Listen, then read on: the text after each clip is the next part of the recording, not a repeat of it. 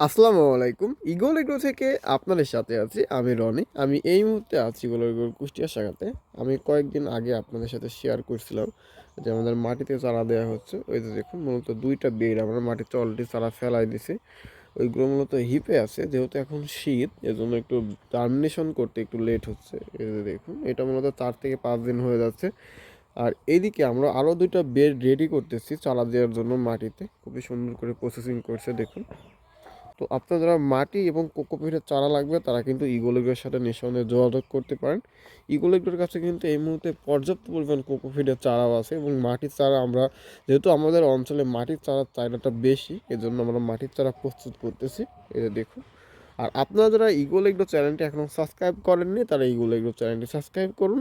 আর আপনারা যারা eagle agro চ্যানেলটি অলরেডি সাবস্ক্রাইব করেছেন তাদেরকে অসংখ্য ধন্যবাদ। তো দর্শক ভালো থাকবেন, সুস্থ থাকবেন। দেখা হবে নতুন কোনো ভিডিওতে। খোদা হাফেজ।